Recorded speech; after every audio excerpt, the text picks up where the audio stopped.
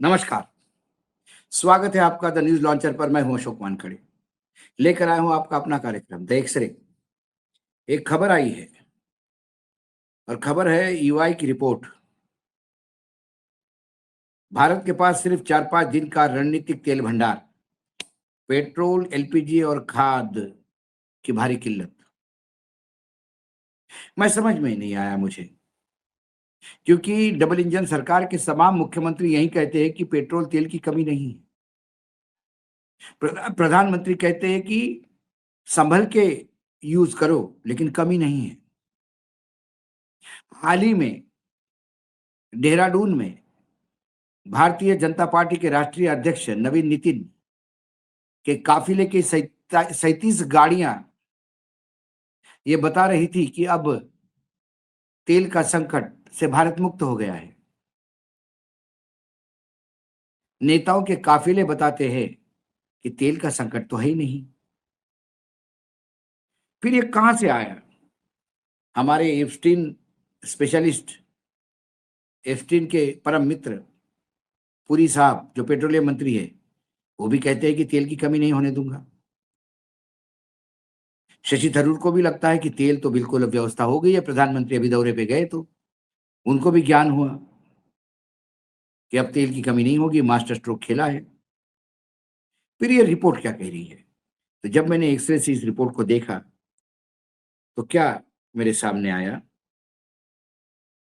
पश्चिमी एशियाई संकट ने भारत की आयात पर निर्भरता को उजागर कर दिया, जिसका सीधा असर आम लोगों की जेब पर पड़ता है। ईवाई ने कच्चे तेल, खाद, रेयर अर्थ मटेरियल, जरूरी दवाइयां और मेडिकल इंस्ट्रूमेंट में बड़े रिजर्व बनाने की सलाह दी है। वैश्विक तनाव और कच्चे तेल की बढ़ती कीमतों के बीच कंसल्टेंसी फर्म ईवाई ने चेतावनी दी है कि भारत को भविष्य के संकट से बचने के लिए कच्चे तेल, खाद, दवाइयों और रेयर अर्थ मटेरियल का बड़ा स्ट्रेटेजिक रिजर्व तैयार करना होगा। ईवाई ने मई 2026 की इकोनॉमी वॉच रिपोर्ट में कहा गया कि पश्चिमी एशियाई संकट ने भारत की आयात पर निर्भरता को उजागर कर दिया, जिसका सीधा असर आम लोगों के जेब पर पड़ता है। ईवाई के मुताबिक अगर वैश्विक संकट लंबे समय तक जारी रहता है, तो पेट्रोल, डीजल, एलपीजी और खाद की कीमतों में तेज उछाल देखने को मिलता है। इसका असर सिर्फ ईंधन तक सीमित नहीं रहेगा, बल्कि ट्रांसपोर्ट, बिजली, खेती और रोजमर्रा के खर्चे भी महंगे हो सकते हैं। रिपोर्ट में कहा गया कि महंगे उर्वरक सीधे खाद्य महंगाई को बढ़ा सकते हैं। रिपोर्ट में सबसे बड़ी चिंता भारत के सीमित रणनीतिक तेल भंडार को लेकर जताई गई है, स्ट्रेटेजिक ऑयल रिजर्व। ईवाई के अनुसार भारत के पास फिलहाल इतना कच्चा तेल स्टॉक है जो केवल 4-5 दिन घरेलू जरूरतें पूरी कर सकता है। तुलना में चीन और जापान जैसे देशों के पास कहीं ज्यादा बड़े रणनीतिक भंडार मौजूद है। ईवाई ने सरकार को 5 प्रमुख क्षेत्र में बड़े रिजर्व बनाने की सलाह दी है। इनमें कच्चे तेल, खाद, रेयर अर्थ मटेरियल, जरूरी दवाइयां, मेडिकल इंस्ट्रूमेंट शामिल हैं। रिपोर्ट में कहा गया है इससे ग्लोबल सप्लाई चेन बाधित होने पर देश की जरूरी सामान की उपलब्धता बनी रहेगी। ईवाई के अनुसार अप्रैल 2026 में वैश्विक तेल की औसतन कीमत $103.9 प्रति बैरल पहुंच गई है, जो जुलाई 22 के बाद सबसे ऊंचा स्तर है। पश्चिमी एशिया में जारी तनाव के कारण बाजार में अनिश्चितता बनी हुई है। रिपोर्ट में यह भी कहा गया है कि अगर लंबे समय तक तेल महंगा बना रहता है, तो भारत का चालू खाता घाटा और महंगाई दोनों बढ़ सकते हैं। इससे रुपए पे दबाव और आर्थिक विकास की रफ्तार पर असर पड़ सकता है। रिपोर्ट में भारत मध्य पूर्व यूरोप आर्थिक कॉरिडोर आईएमईसी और इंडो पैसिफिक रूट्स को मजबूती करने की जरूरत बताई गई है।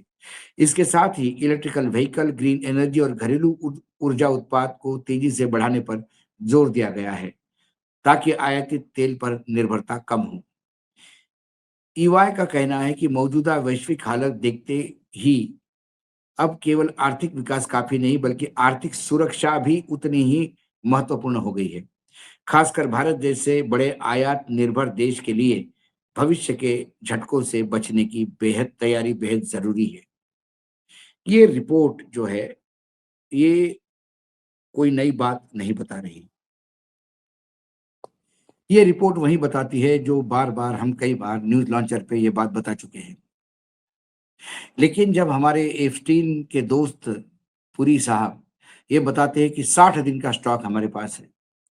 हमारे प्रधानमंत्री जाते हैं और कहते हैं कि हमारा अब स्ट्रैटेजिक स्टॉक यूएई में हम बचा के रखेंगे।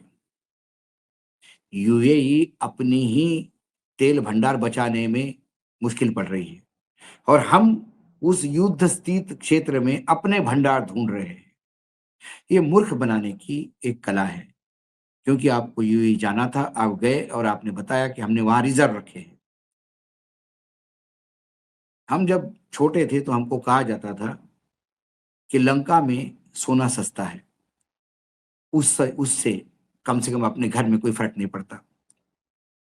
तो जहाँ स्ट्रैटेजिक रिज़र्व भारत बना रहा है, वो वहीं ठीक है। भारत में क्या? सरकार कहती है कि पेट्रोल, डीज़ल की कोई कमी नहीं। हम कई खबरें ला चुके हैं, लगातार वीडियोज़ बना रहे हैं, जिससे ये प्रतीत होता है कि देश में भयानक किल्लत है। मुंबई जैसे शहर में जहाँ मैं बैठा हूँ आज, वहाँ पर स्थिति बहुत बेकार है। कई रेस्टोरेंट ने अपने मेनू आधे कर दिए हैं, क्योंकि उनके पास कमर्शियल गैस की सप्लाई ठीक नहीं हो रही है। चूल्हा वो जला नहीं सकते क्योंकि वो शहर के बीच में है। लकड़ी की व्यवस्था वो कर नहीं पा रहे हैं। केरोसिन मिल नहीं रहा है। लोग कहते हैं कि आप इलेक्ट्रिकल गैजेट्स उपयोग में की लाइए, जैसे प्रधानमंत्री ने भी कहा। लेकिन जहाँ 10-10 घंटे का पावर कट हो, लोग रात को रास्ते पे घूम रहे हो क्योंकि बिजली नहीं है। ऐसे में फिर ईवी व्हीकल जो बताता है ईवाई, वो भी क्या करेगा? ईवी व्हीकल को भी चार्ज करने के लिए पावर तो चाहिए। मुझे एक अखबार मराठी का जिसमें एक फ़ोटो छपा था पेज 1 पे और बहुत हास्यास्पद था। एक ईवी बस यानी इलेक्ट्रिसिटी से चलने वाली बस, बैटरी से चलने वाली बस को चार्ज करने के लिए डीज़ल जनरेटर का उपयोग हो रहा था। हास्यास्पद था। क्योंकि पावर नहीं था, इलेक्ट्रिसिटी नहीं थी, इसलिए जनरेटर चालू करके उससे यदि आप बस चार्ज करोगे, तो जनरेटर से जितना पॉल्यूशन होगा, उससे तो बस से पॉल्यूशन होना ज़्यादा अच्छा था। एक व्यंग्यात्मक फ़ोटोग्राफ था वो, लेकिन वो वस्तुस्थिति था। ये भारत की वस्तुस्थिति है। ईवी की बात करते हैं, क्या ईवी के चार्जिंग पोर्टल इतने जगह पे हैं? ईवी की जो बड़ी रेंज की जो लोकल व्हीकल्स हैं, हम एलन मस्क के गाड़ी को तो यहाँ पे बड़ा 0% पे ले आते हैं। लेकिन क्या यहाँ के हमारे ईवी के व्हीकल को और सस्ता करने के लिए वहाँ ड्यूटी घटाते हैं? नहीं, क्योंकि अपने को विदेशी गाड़ियाँ यहाँ बेचना है। हमारे देश में भी बहुत अच्छी ईवी व्हीकल बन रही है, लेकिन उसकी कीमतें ज़्यादा बढ़ी हुई है। ऐसी कई चीज़ें हैं जो सरकार लगातार और लगता है कि जानबूझ के गलती कर रही है, क्योंकि सरकार इस देश के अंतिम व्यक्ति के लिए काम कर रही है कि कुछ चंद धन्ना सेठों के लिए काम कर रही है, ये समझना ज़रूरी है। और कम से कम 11 साल बाद ये तो समझ में आता है कि मोदी सरकार धन्ना सेठों के लिए काम कर रही है, आम आदमी के लिए नहीं। आम आदमी को भ्रम और भय के बीच में झूलता हुआ छोड़ अपनी राजनीतिक रोटी वर्तमान नेतृत्व सेक रहा है। जब मैं एक से देखता हूँ इन चीज़ों को, तो मुझे आने वाला समय बहुत भयावह दिखता है। तेल की पूर्ति तो होगी, लेकिन किस कीमत पर? मुश्किल ये है, 2000 मतलब इसके पहले जब 2008 की वो स्थिति है, जहाँ $140 पर बैरल पे भी भारत में पेट्रोल ₹65 में बिक रहा था। आज 103 टच करने पे हमारा पेट्रोल सैकड़ा पार कर चुका है। कहीं न कहीं सरकार की नीतियों में कुछ तो गड़बड़ है। लेकिन जब हम राम नाम लेकर ही खुश हैं, तो फिर राम नाम सत्य भी हो जाए हमारे देश की आर्थिक व्यवस्था की, तो भी फिर क्या डरना?